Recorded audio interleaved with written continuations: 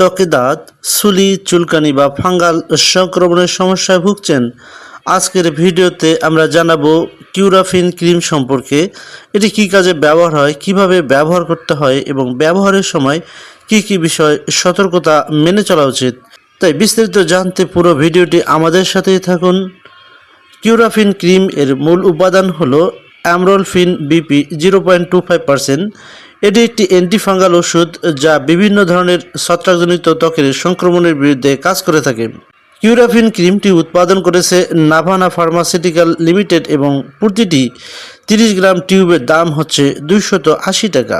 ডাক্তাররা সাধারণত Dawood, athlete's foot, জক ইস বা অন্যান্য ফাঙ্গাল সংক্রমণের ক্ষেত্রে এই ক্রিমটি দিয়ে থাকেন।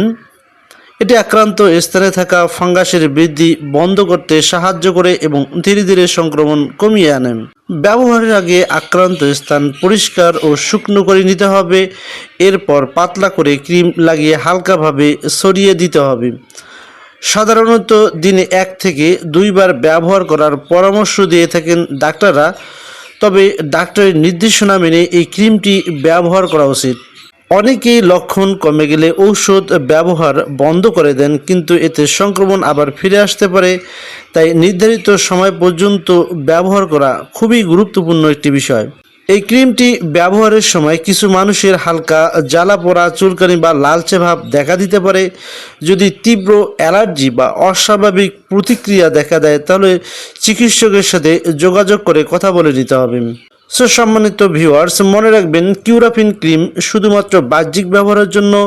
এই ক্রিমটি চোখ, মুখ বা শরীরের সংবেদনশীল স্থানে ব্যবহার করার ক্ষেত্রে অবশ্যই সাবধানতা অবলম্বন করতে হবে বা বিরত থাকতে হবে।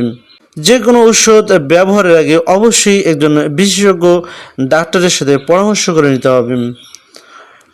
সম্মানিত ভিউয়ার্স, ভিডিওটি তথ্যভিত্তিক, এটি কোনো চিকিৎসা পরামর্শ নয়। স্বাস্থ্য সংক্রান্ত সিদ্ধান্তের জন্য অবশ্যই চিকিৎসকের পরামর্শ নিতে হবে।